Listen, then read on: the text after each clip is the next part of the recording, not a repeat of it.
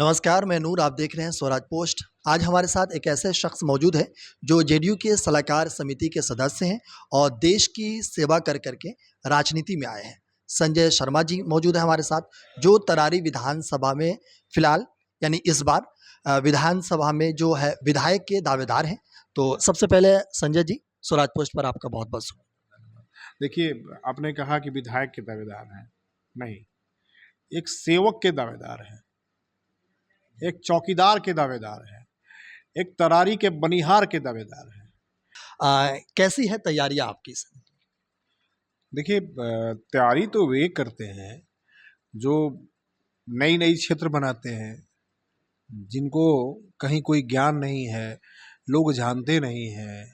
हम लोगों को तैयारी करने की ज़रूरत ही नहीं है, चूँकि वहीं के जन्मे हैं, मेरी मातृभूमि है। और विगत पिछले 12 वर्षों से हम जनहित में लगे हुए हैं, लोगों की सेवा करना, लोगों की मदद करना। हम तो निरंतर, आप कह लीजिए कि आप 12 साल से ही चुनाव लड़ रहे हैं, हम वो काम करते हैं। हर एक विधायक नहीं रहते हुए, प्रतिनिधि नहीं भी रहते हुए, लगातार एक सप्ताह में हमारी एक भ्रमण हो ही जाती है तरारी विधानसभा की। या लोग पटना में भी रहते हैं तो लोग हमारे रोज नित्य प्रति आ ही जाते हैं मेरे पास। किसी को ज़रूरत है इलाज कराने की, किसी को आईसीयू चाहिए, किसी को बहुत ज़्यादा बीमारी है तो उसको बेड चाहिए इंदिरा गांधी में, पीएमसीएच में या किसी अन्य प्राइवेट अस्पतालों में। तो लोग तो हमारे पास आ ही जाते हैं। संजय जी, बहुत सारे नेता हैं जो जाते हैं जनता के बीच अलग अलग मुद्दे लेके। तो इस बार अगर आप विधानसभा में जा रहे हैं, अपने तरारी विधानसभा में जा रहे हैं, तो कौन से मुद्दे लेकर जनता के पास जा रहे हैं ताकि जनता आप पर भरोसा करेगी? देखिए, नया कोई मुद्दा नहीं है हमारे यहाँ। तो हम लोग जो तरारी के लोग हैं, हम लोग सदियों से पिछड़े हुए हैं, तो हमारे पास तो स्पष्ट है। सभी लोग जानते हैं कि हमारे पास किस तरह की मुद्दा होनी चाहिए, क्या मुद्दा है। मैं वहाँ पे जो गया हूँ, चुनाव लड़ने नहीं गया हूँ, विधायक बनने नहीं गया हूँ, मैं अपने मातृभूमि को आगे बढ़ाने गया हूँ। एक मेरा विज़न में लेके गया हूँ, मैं एक विज़न के साथ गया हूँ तरारी। मेरी ये लालसा कभी नहीं रही है कि मैं एक विधायक बन जाऊं बिहार में। जी। ठीक अच्छा है। संजय जी, एक बात बताइए, अभी हम पता भी कर रहे थे कि आप आर्मी भी रह चुके हैं वहाँ पे, और वहाँ से अचानक छोड़ के राजनीति में आना, ये आपने कैसे डिसाइड किया और क्यों?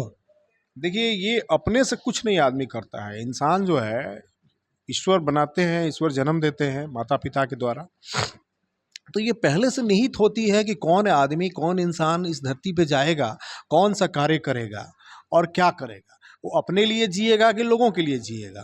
तो मेरे भाग्य में या मेरे लिए निहित था पहले से कि मैं अपने लिए नहीं जीऊँ, मैं दूसरे के लिए जीऊँ। मैंने जीने का जो काम किया, जितना दिन मैंने देश का सेवा किया, तो वो सेवा भी दूसरे ही के लिए हुआ, देश के लिए हुआ, देश के एक एक नागरिक के लिए हुआ। दूसरा सेवा, आप देख लीजिए ना, ये विधि का विधान नहीं है तो और क्या है। लगी लगाई नौकरी, लोग नौकरी के लिए तरस रहे हैं, भागे फार फिर रहे हैं, और मैं लगी लगाई नौकरी छोड़कर और अपने जनहित में, अपने मातृभूमि के हित में, मातृभूमि के लोगों के लिए एक ऐसा विजन लेके आया कि अपने मातृभूमि को आज जमीन से लेकर आसमान तक ले जाने का मैंने विजन लेके आया है। और मैं माननीय मुख्यमंत्री नीतीश कुमार, जो बिहार के विकास पुरुष के रूप में, जिनका एक विश्वकर्मा के स्वरूप में ये आविष्कार हुआ है, या कह लीजिए कि उनका एक जैसा जन्म हुआ है इस धरती पे। कहते हैं ना कि पहले से निहित था, हमने कहा ना, वही निहित था कि एक विश्वकर्मा स्वरूप ऐसा इंसान जन्म लेगा जो पूरे बिहार को बदल देगा, एक नया बिहार बनाएगा। अच्छा, आपको कितना भरोसा है कि इस बार जेडीयू की तरफ से आपको टिकट मिलेगी, यानी यूँ कह सकते हैं कि नीतीश कुमार आप पर भरोसा जताएगी? देखिए, पूरी पूरी उम्मीद है। और एक मैं सिपाही हूँ, सिपाही था और आगे भी सिपाही रहूँगा, एक सेवक रहूँगा। तो मुझे अपने मुखिया पे, अपने पार्टी पे, अपने गार्जियन पे, अपने पिता तुल्य इंसान पे, जो विश्वकर्मा स्वरूप इस बिहार में, जिन्होंने विश्वकर्मा की तरह एक नया बिहार सींच के रख दिया, 14 करोड़ लोगों का तकदीर और तस्वीर बदल देने का कार्य किया, उस व्यक्ति पर मुझे हमेशा विश्वास रहेगा और अंतिम सांस, अंतिम क्षण तक मुझे विश्वास रहेगा। अच्छा संजय जी, इस टॉपिक पे आखिरी सवाल है। सवाल ये है कि सपोज दैट मान लीजिए कि अगर जेडीयू आप पे भरोसा नहीं करती है, आपको टिकट नहीं देती है, तो आप क्या करेंगे? क्योंकि आप तो एक दशक कम से कम इस पार्टी को दे रखे हैं, तो फिर आप क्या करेंगे? देखिए वो वक्त बताएगा, अभी हम क्या बताएं। उस समय जनहित में जनता के रक्षा के लिए, जनता के हित में अगर मुझे जनता जिस प्रकार से कहेगी या मुझे जो करना चाहिए, जो अच्छा होगा मेरे लिए, मेरी जनता के लिए, वो मैं कार्य करूँगा। अच्छा, संजय जी, एक मुद्दा काफ़ी बिहार में ज़्यादा सुर्खियों में है, जो है चुनाव आयोग को एसआईआर वाले जो मुद्दा, विपक्ष का आरोप है कि वोट चोरी हुआ है, इन तमाम मुद्दों पे है। तो आपको क्या लगता है, इस मुद्दे पे आप क्या सोचते हैं? नहीं, वे लोग तो आरोप लगाएंगे ही ना कि वोट चोरी हुआ है। इसलिए कि नाजायज़ वोटरों को जब बिहार के अंदर उन लोगों ने ला के रखा और नाम अंकित कराया, अब ऐसे लोगों से वोट ली जाती है या दी जाती है, तो ये कितना बड़ा नाजायज़ है, आप बता लीजिए। हमारा चुनाव आयोग, बिहार का सरकार, सभी लोगों ने मिल के इसका निरीक्षण कराया, सब कुछ हम लोग प्रमाण दिए इसमें।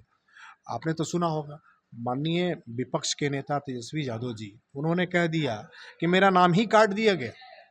तो हमारे पटना के जिला अधिकारी ने तुरंत ही नाम निकाल के उनका एपिक नंबर के साथ प्रोड्यूस किया।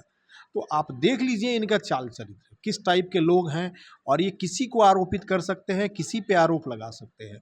हमने तो अच्छा किया ना, हमारी चुनाव आयोग की जो टीम है, चुनाव आयोग है, उन्होंने तो अच्छा किया कि जो गलत लोग हैं, जो हमारे देश के है ही नहीं है, जो हमारे बिहार के है ही नहीं है, वैसे लोगों का नाम क्यों रहे, हमारे वोटिंग में क्यों उनका स्थान मिले, क्यों उनको अपॉर्चुनिटी मिले, हमारी सरकार चुनने के लिए क्यों उनका क्यों योगदान रहे। नहीं अच्छा, होना संजय चाहिए। जी, एक देख रहे हैं अभी कुछ दिनों से वोटर अधिकार यात्रा जो बिहार में चल रही, राहुल गांधी के नेतृत्व में पूरा महागठबंधन एक यूं कह सकते हैं कि छत्रछाया में इकट्ठित हुआ है। तो इसका असर कितना पड़ेगा आने वाले चुनाव को लेकर के? कोई फर्क नहीं पड़ेगा, जनता बहुत जागरूक है, जनता सब जानती है। ये लोग ढिढोरा पीट रहे हैं, ये अपना कार्य कर रहे हैं, ये इससे कोई फर्क नहीं पड़ने वाला है। जनता हमारी जागरूक है, ये बिहार है, बिहार की भोली भाली जनता ज़रूर है, लेकिन बिहार की जनता ये जानती है कि कौन आदमी मेरे हित में कार्य करता है, कौन आदमी मेरे हित में कार्य किया है, करता है। अच्छा, इन लोगों ने क्या किया है, आप बिहार में किसी से छुपा नहीं है। ये लोग सोच रहे हैं कि फिर उसी राज को लाएं, उसी शासन को लाएं, तो ये संभव नहीं है बिहार में।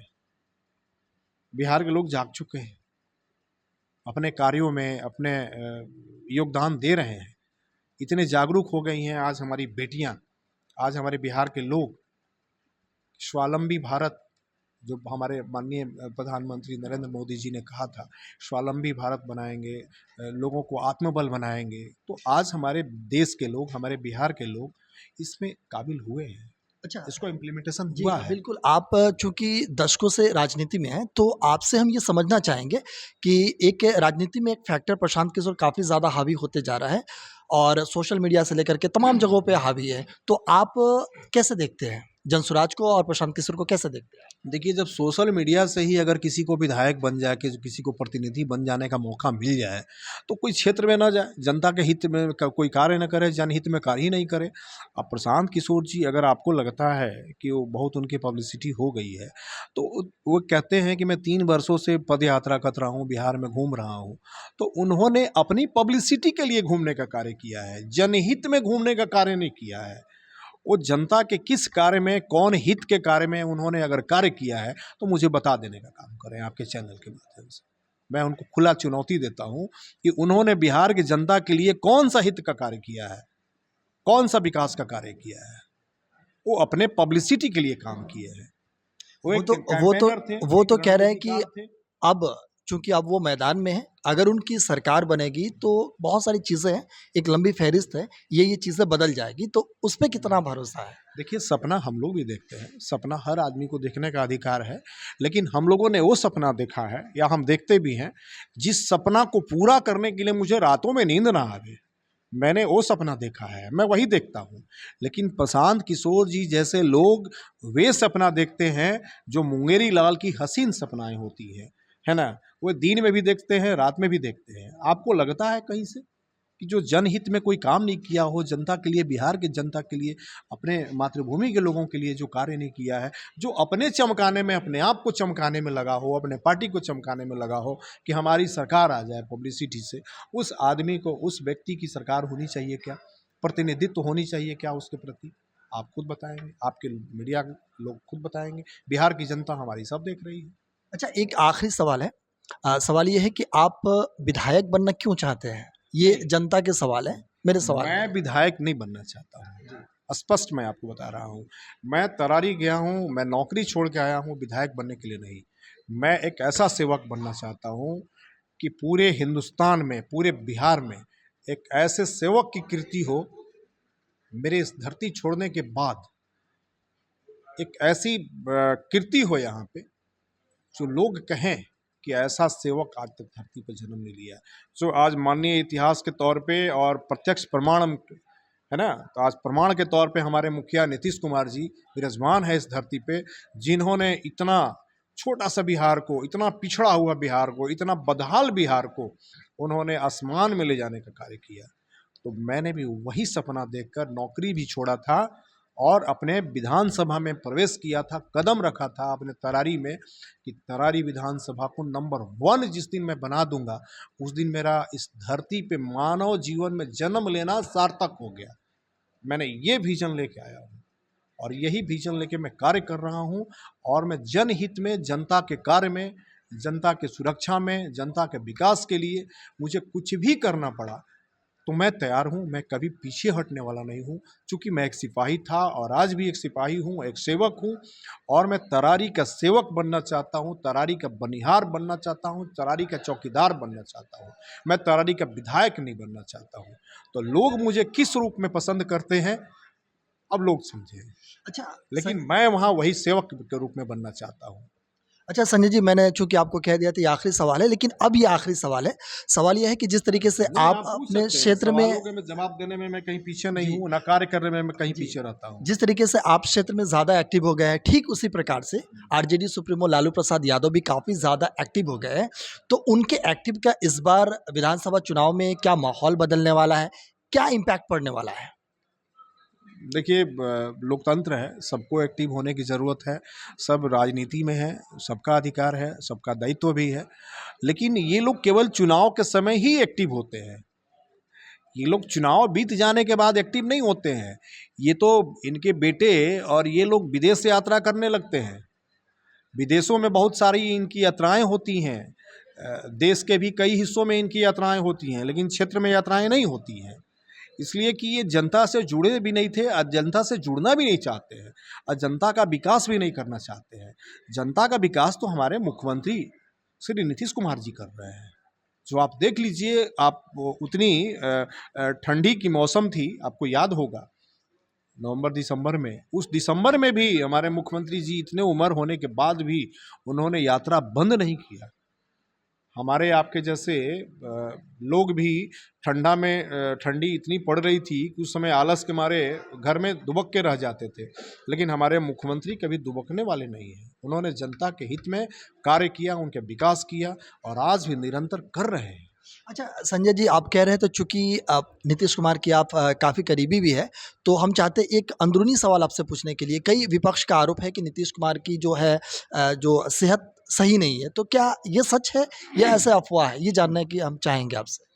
ये तो अफवाह उनके लोग के द्वारा फैलाया जा रहा है ना, कि माननीय नीतीश कुमार जी अस्वस्थ हैं, दूसरा शासन कर रहा है, ये सब तो चलते रहता है। लोगों का काम है बोलना, हमारा काम है करना, है ना। तो लोगों को बोलने दीजिए, हम अपना कार्य करते रहते हैं, जैसे काम हमारा होता है निरंतर होते रहेगा। हमारा कार्य कभी नहीं रुकेगा। हमारी सरकार की जो कार्य है, हमारे मुख्यमंत्री का जी का जो सपना है, जो ड्रीम है, जो कार्य है, वो कभी आज तक रुका है क्या? लोग का काम है बोलना, बोलने दीजिए। लोकतंत्र है, लोग बोलने के लिए स्वतंत्र हैं, बोलने दीजिए। हमारा जो विजन है, हम अपने विजन पे काम करते रहेंगे। हम अगर रुक जाए तो समझ लीजिए कि वो सफल हो गए, लेकिन उनको सफल हम कभी होने नहीं देंगे। उनके कहने से, उनके बोल देने से, उनके रोकने से हमारे जैसे, हमारे मुख्यमंत्री जैसे लोग कभी रुकने वाले नहीं हैं, ना कभी रुकेंगे। मेरे रास्ते में जो लोग रोड़ा पैदा करेंगे ना, मैं उन लोगों के लिए कहना चाहता हूँ कि मैं वो शख्स हूँ, मैं राजनीतिज्ञ जरूर हूँ, मैं राजनीति में ज़रूर हूँ, लेकिन एक मैं देश का सिपाही रहा हूँ और आज मुख्यमंत्री नीतीश कुमार जी का सिपाही हूँ, इस देश का सिपाही हूँ, इस बिहार का, इस तरारी का सिपाही हूँ। और मैं आपको बता देना चाहता हूँ कि इस जग में जितने जुल्म नहीं, उतने सहने की ताकत है। इस जग में जितने जुल्म नहीं, उतने सहने की ताकत है। तानों के शोर में भी रह के सच बोलने की आदत है। सागर से भी गहरा हूं, तुम कितने कंकड़ फेंकोगे, मैं मिटने वाला नाम नहीं, तुम कब तक मुझको रोकोगे, मैं चुन चुन के आगे बढ़ूंगा, तुम कब तक मुझको रोकोगे। ये मेरा संदेश है और मैं जरूर आगे बढ़ूंगा और अपने तरारी को आगे बढ़ाऊंगा। ये मेरा वादा है आपसे। जय हिंद, जय भारत, जय तरारी विधानसभा। बहुत बहुत शुक्रिया स्वराज पोस्ट से बातचीत करने के लिए। तो ये है संजय शर्मा जी, जो जेडीयू के नेता है और तरारी विधानसभा से खुद को विधायक के दावेदार, एमएलए के दावेदार बता रहे हैं। इन्होंने तमाम जो ज्वलंत मुद्दे हैं, चाहे पार्टी के अंदर के मुद्दे हो, तमाम मुद्दों पे अपनी बात काफ़ी बेबाकी से रखी है। बाकी ऐसे ही तमाम खबरों के लिए हमारे साथ जुड़े रहिए और देखते रहिए स्वराज पोस्ट।